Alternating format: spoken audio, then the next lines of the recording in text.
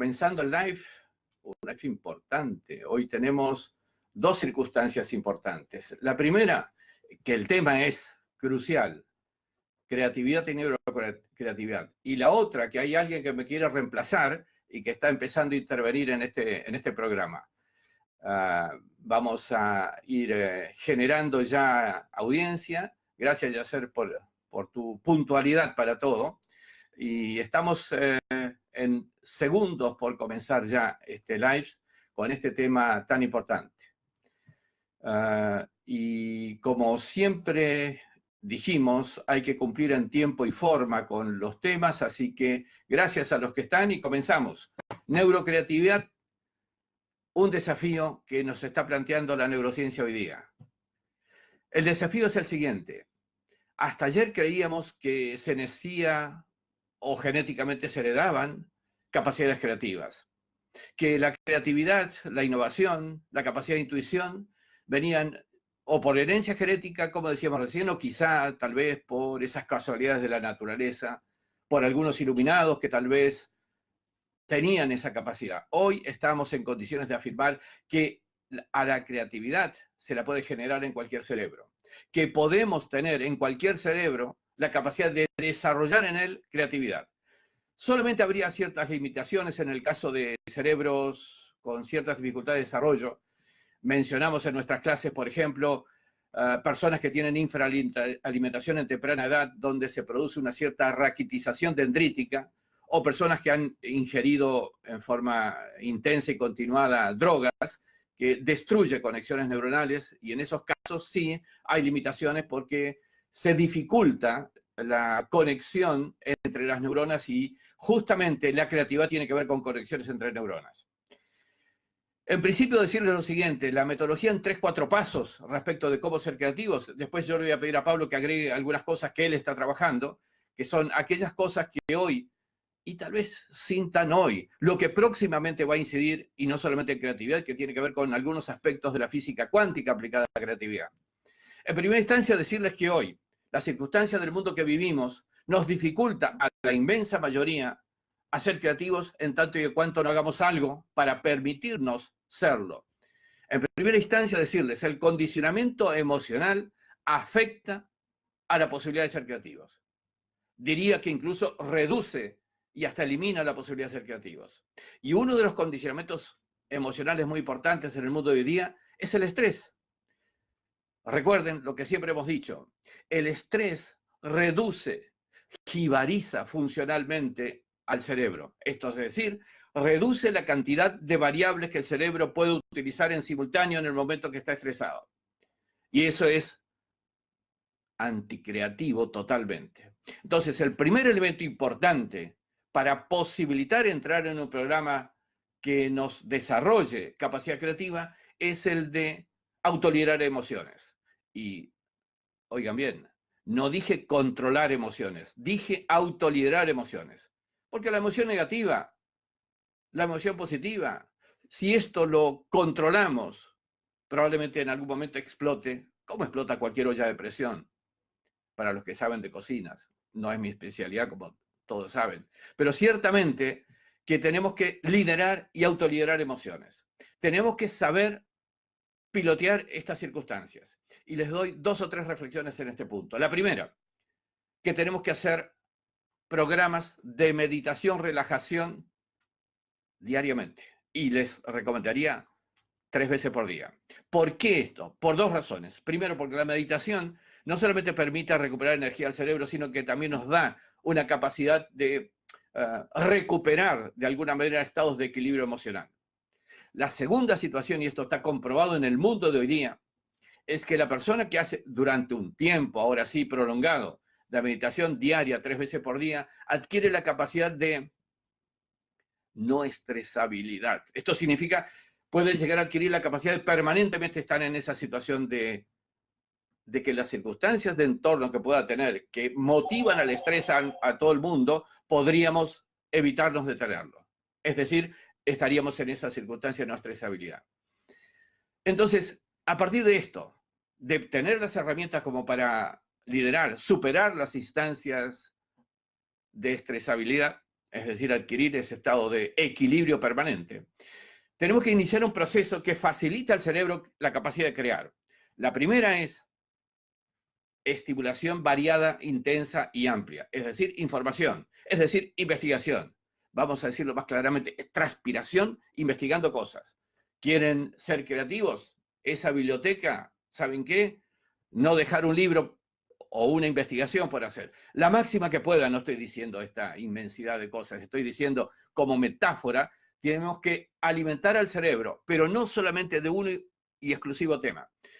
Alimentar el cerebro variadamente, al estilo de Leonardo da Vinci. ¿Alguien se anima a darme la profesión de Leonardo? Creo que nadie se puede animar porque tenía y tuvo varias profesiones. Consecuentemente, entonces, estamos ante ese desafío. Lograr que el cerebro se estimule y variadamente. Con lo cual van a generar, ¿qué cosas? Los que están introducidos ya en neurociencia sabrán que van a generar una base, una plataforma de redes neuronales. Segundo tema, poner al cerebro en estado de creatividad. Esto significa desconectado total o parcialmente del consciente. Esto es, que tenga una instancia, un momento, una situación de creatividad. Y eso se logra en un estado de ensoñación, de relajación profunda, de meditación, de sueño también. Recuerden, Einstein dijo, soñé que cabalgaba en un rayo de luz y ahí inventó. Entonces, en ese estado de ensoñación, en ese estado de meditación, es donde se generan situaciones de posibilidades de conexiones originales neuronales. Esto significa lo siguiente, que en el estado de ensoñación, meditación o sueño, hay, además de una cantidad de redes neuronales propicias para una conexión original porque estimularon previamente al cerebro, sino que en ese momento, recuerden, en ese estado, el sistema neuronal adquiere capacidad mayor de conexión. Es decir, se fortalece la conectividad, para decirlo de otra forma, de los sistemas neuronales. Es más fácil que se conecten. Aumenta la capacidad conectora. Y esto es lo que produce entonces una diferencia sustancial. Es el momento de la creatividad. En la mayoría de los inventos importantes de la humanidad está relatado, históricamente verificado que así ocurrió.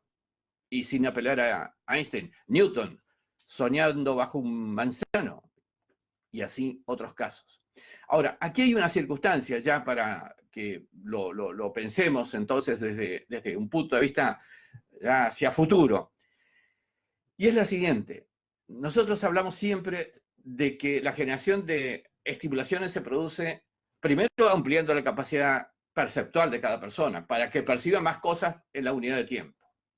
Segundo, para orientar la creatividad hacia un punto determinado, un tema determinado, es necesario desarrollar capacidad de atención, es decir, orientar el foco atencional, con lo cual concentramos esa posibilidad de mayor captación en los temas que nos interesan.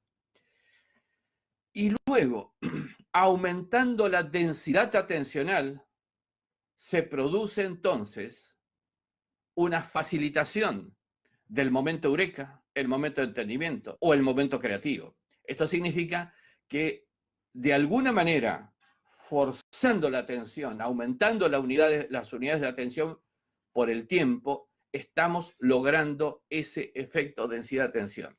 ¿Y qué provoca la densidad de atención? Provoca que empecemos a tener ya el primer peldaño de lo que se denomina física cuántica aplicada a este proceso. ¿Qué quiero decir con esto? Quiero decir que también el cerebro es un campo cuántico.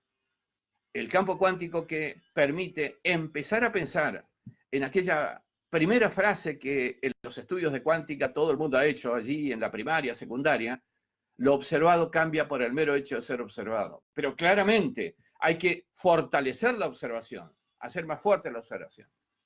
Y aquí es un poco donde estamos en el trabajo, donde abriendo puertas y trabajando un poco en cuántica, y es la razón por la que en este tema tan específico, tan interesante, queríamos que esté Pablo, que está trabajando un poco en este tema, porque estamos abriendo puertas a este punto, y ya no solamente para creatividad, sino para toma de decisiones y demás. Así que, 2 palabras, no me quites demasiado el micrófono. Sí, no hay problema. El tema de la cuántica impacta muchísimo en esto porque justamente el cerebro es el órgano que más se acerca a la cuántica. Y esto es, muchos habrán leído sobre el tema o se habrán empezado a empapar del tema. La cuántica tiene que ver con el comprender cómo funciona el mundo subatómico. Y esto impacta muchísimo en nuestro mundo diario.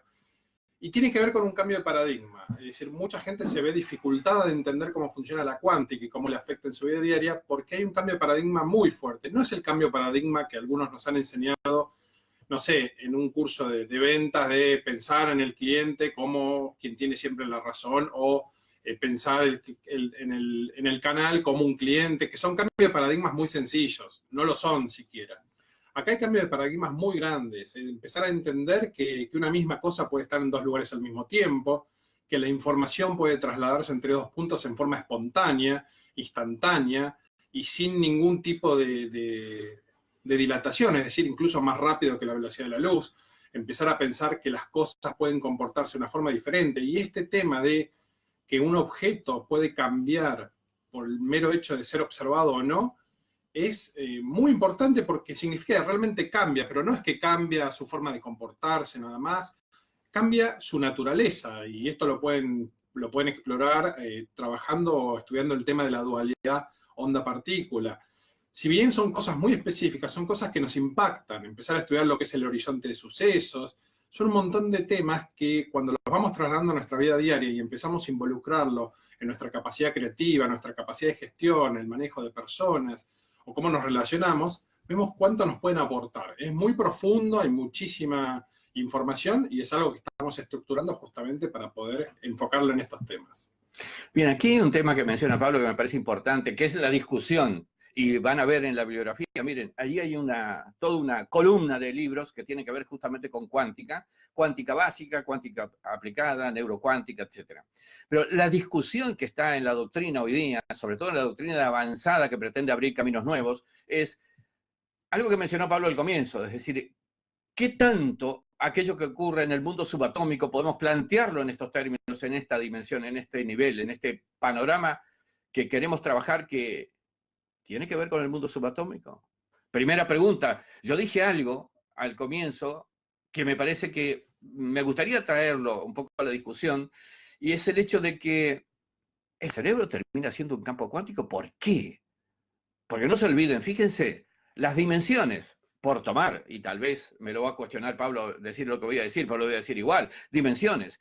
En el espacio de una cabeza, de una aguja, de un alfiler, caben 30.000 neuronas, 30.000. Es esto una dimensión que nos empieza a interesar como tema.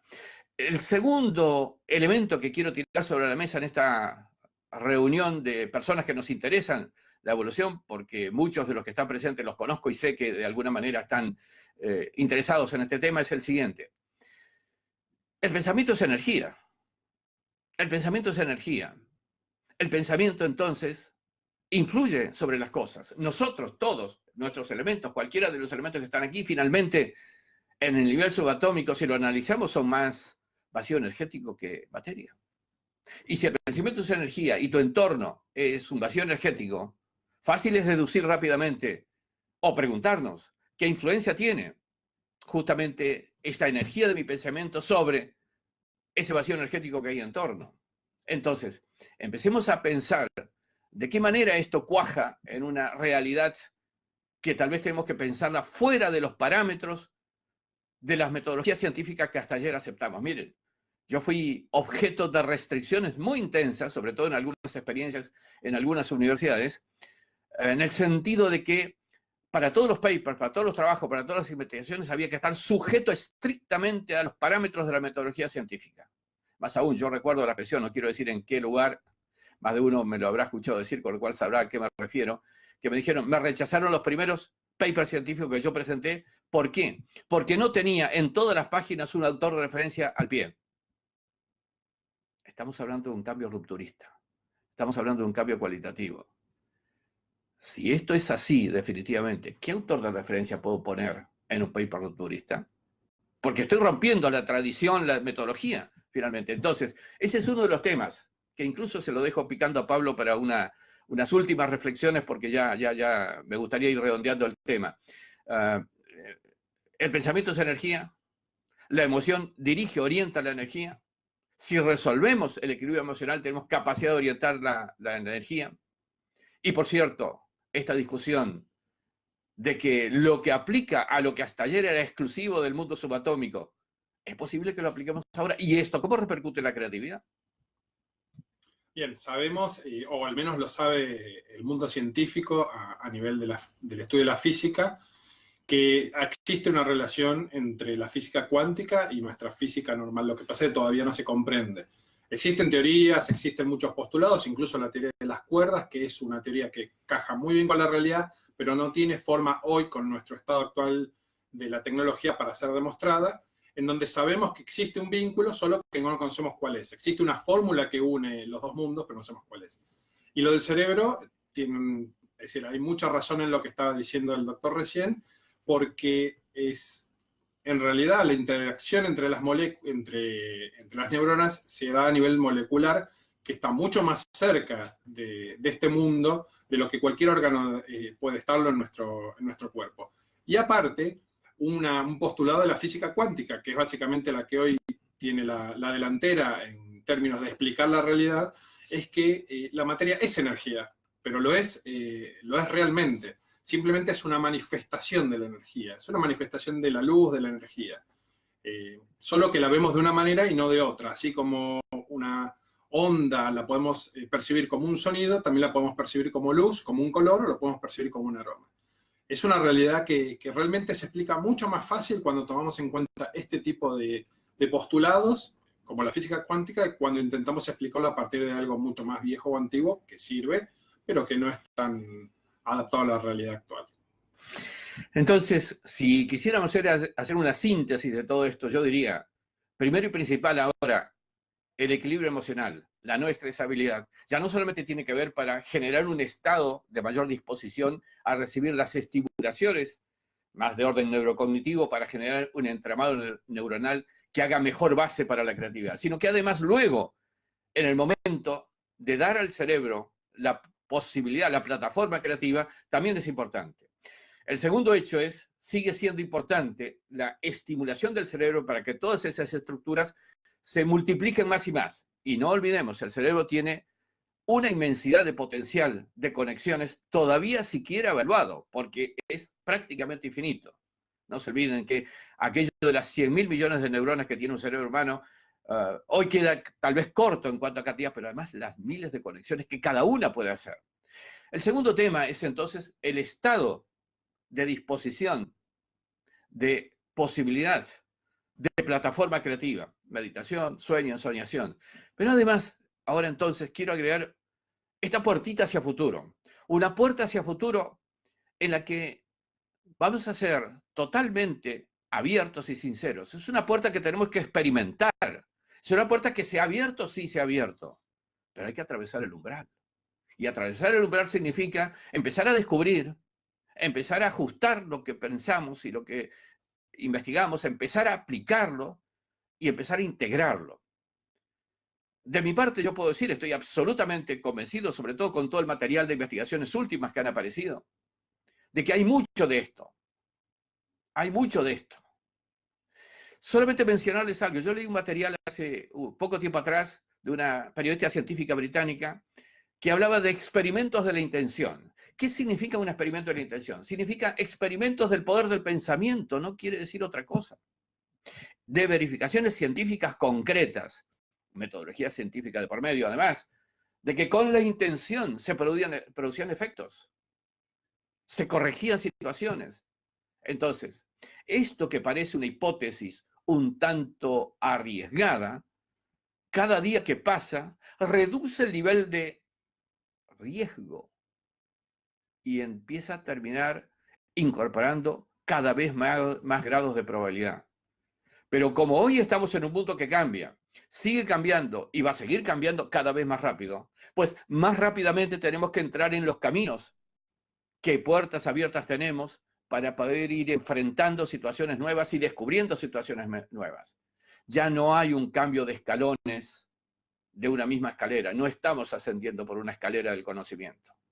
Creo que en esta etapa, iniciada con la revolución neurocientífica, la producida hacia los finales de la década del 90, incorporando ahora estos anticipos de la neurocuántica, podemos decir que estamos ante un cambio de escalera. Es decir, ya no un cambio de escalón, un cambio de escalera que significa siquiera conocer cuál es el alto de cada escalón. ¿Tiene escalones? La otra pregunta. Este es el desafío. Eso impacta fuertemente la creatividad. Cualquiera que ha hecho experimentos de este tipo sabe que finalmente concentrando su atención y su pensamiento en algo, termina descubriendo más cosas. ¿Y eso por qué? Empiecen a preguntarse. Señores, esto es lo que teníamos para comentarles en esta temática que me parece que es desafiante, por cierto. Agradecerle a Pablo la participación, agradecerle la posibilidad de aportar estos temas que están abriendo rumbos y que están de alguna manera generando un cambio importante en la concepción que veníamos trayendo. Gracias a todos. Y por cierto, a algunos, Tarragona, qué bueno, saludos, Victoria Eugenia, con gusto. Y a todos los que están presentes, Costa Rica, en fin. Rosaura, ¿qué tal? Tanto tiempo, tantos años. Bien, señores, ¿alguna pregunta, alguna duda, algún comentario? Juan Micheletti, ¿qué tal? Perdónenme, no los menciono a todos porque tampoco puedo leer toda la lista de personas porque se corre el chat y por ahí se me quedan algunos colgados. Bien. ¿Alguna duda, alguna pregunta? Creo que está todo. Señores, ha sido un placer, verdaderamente, y a aquellos que les interesa este tema, no duden, manifiéstenlo, plantéenlo en las redes, envíennos un mail, un comentario. En este tema estamos todos dentro de este trabajo en nuestro instituto porque estamos buscando justamente nuevos rumbos y nuevos rumbos con suficiente fundamento como para que generen las nuevas realidades que queremos generar. Gracias. Hasta pronto.